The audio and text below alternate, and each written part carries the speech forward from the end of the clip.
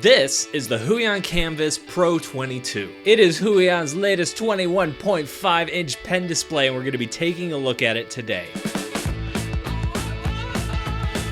This is a pen display. It's a monitor that you plug into your computer and you can draw on it using the included pen. It's big, 21.5 inches from corner to corner. It's full HD 1920 by 1080. Has a pen that comes with it, 8,192 levels of pressure sensitivity. Now this video today was sponsored by, wait for it, me. If you're looking into buying some new drawing tech, I have compiled all my reviews over on my website. I've listed them out by size and I've ranked them. So if you're not sure which one is for you, I've got some little comments, some little pros and cons underneath each one. And of course, I link to my full review to help you make the right decision. Full disclosure, the site and this blog is partially funded by affiliate links that I'm using on that site, which means if you buy something after following one of those links, I get a little money back. That lets me do things like buy another device, like the Huion Kamvas that I'm reviewing today. So thanks if you ever clicked on one of those links. On to the review. This display flew under my radar when it first came out because I didn't realize that it was a new display. I thought it was last year's display because it looks identical and a lot of the specs are identical. Thought the only real difference here was the word Pro that they put on the end of the name. And looking at the specs that Huion provides, it's easy to get that impression, but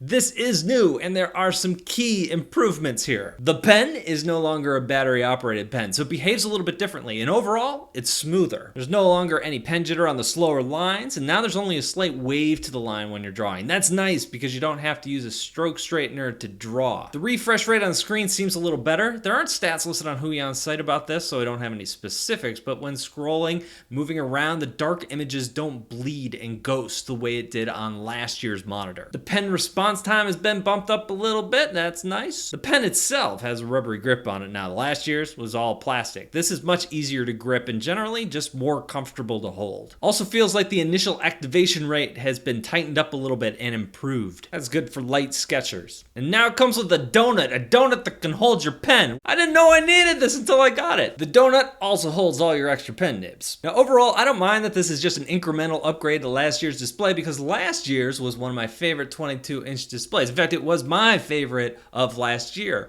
I like the screen. I love the hotkeys along the side. Also, the touch slider is great. I use it for changing brush sizes, and you can set it to anything your heart desires, as long as your heart desires something that can be performed with a keyboard shortcut. When I first plugged in the monitor, by default, the color is set to cooler. That's easy to fix, to go into the settings and just change that around, but my first impression is that, wow, this is really blue. The colors are okay. It has a 72% NTSC color gambit, so if you're looking for super duper accurate colors, this might not do it for you, but for what I do, it is just fine and it looks good. Also comes with a matte screen. I love my matte screens. Those feel so good to draw on. A little bit of texture gives you some resistance and control over your pen. Speaking of that pen, how does it perform? Let's go to the pen test and check it out. So here I am on Windows doing my pen test, and I just like to come in here and see the kind of quality of lines that I'm getting. Now I am picking up a little bit on some of these curved lines that I am getting a touch of wave. It's almost imperceptible. I'm gonna increase my brush size here, maybe make another layer. The other thing that I'm looking for is how well the pen is gonna hold pressure around curves.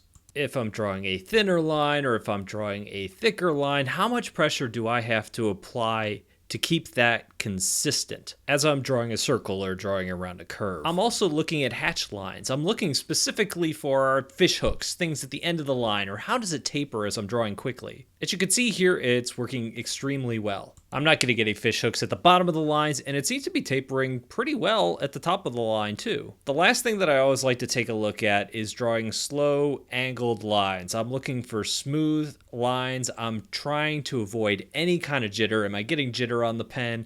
How much wave am I getting on the pen as I draw those slow lines? Here I'm definitely picking up a tiny bit of wave. It's nothing out of the ordinary. In fact, it's on par with most other displays, maybe even a little better. As far as jitter goes, I'm not getting any at all. That's really good. Next up, I wanted to test with the ruler because obviously with my hand, is my hand causing the wave? Is my hand, throwing off the pen in any way?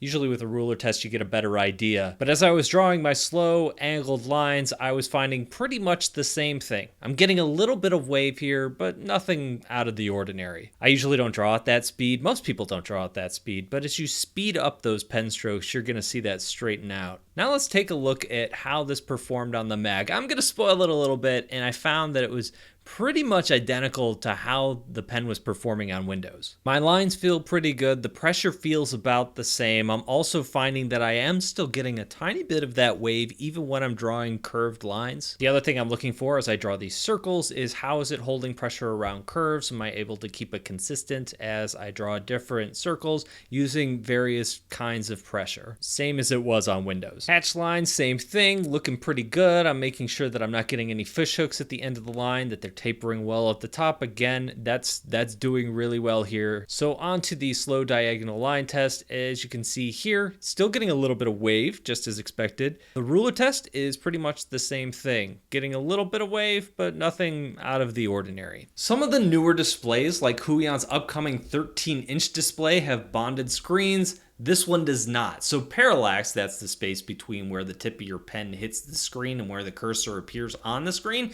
is still a little bit of a problem, like it is on most pen displays. Overall, this display is a nice incremental step forward from last year's, and last year's was a good one. So I've talked about the pros, but what about the cons? What are some of the drawbacks of this display? I'm gonna say the drivers. I usually don't bring up drivers because for some people they're fine, for other people they aren't, and it's hard to tell if it's a problem that just I am having or if it's a larger problem with the device in general. I don't want to say an entire device is horrible if I'm having some fluke problem with a driver that nobody else is gonna have. So my general rule is that if I can get it to work, I'll give the manufacturer the benefit of the doubt. So this is my 4th Huion device. I am trying it out on my 3rd Mac, and I've noticed a pattern with Huion's drivers, and so this time I'm making an exception and I'm calling it out. On Windows, generally, I've had really good experiences. On the Mac, generally, with the drivers, I've not had a good experience, and this is no different. For example, currently, my mouse cursor, it keeps resetting to the upper corner of my screen at random every couple minutes. This is really annoying if I'm scrolling on a web page or typing somewhere or doing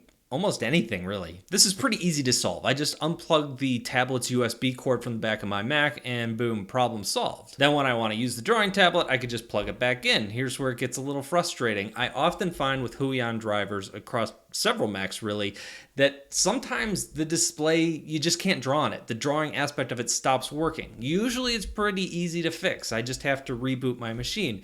But really, overall, this is a colossal waste of time. When I'm drawing, it doesn't bother me at all, and it doesn't get in the way. It's when I'm doing anything else. And since this monitor is a 22-inch display, I like to use it as my primary monitor when I'm not drawing on it. Now, in fairness, there are a lot of comments on here about Wacom and pretty much every other device manufacturer where people are going to have problems with drivers. It seems like it's universal and everybody has an opinion about it. And it could just be me being Mr. I don't understand technology. Totally possible there. But like I said, I'm noticing a pattern here, so I figure it's worth putting an asterisk by this review. So I reviewed the XP Pen 22 last week. How does this stack up? I think if you take the driver issue out of it, like if you're using this on Windows, I think it's just a little bit above the XP 22. I like the shortcut slider on the side. The pen is a little bit better, just a touch better. And honestly, these two devices are so close. And if you're just shopping on price, I think the XP Pen might be the better choice. Anyway, all of that and the other 22-inch displays I reviewed are all on my website. You can check that out in the link down below. That is all I have for today. Thank you guys for watching to the end. I really appreciate it. Like, subscribe, all that fun stuff, and I'll see you in a couple of days.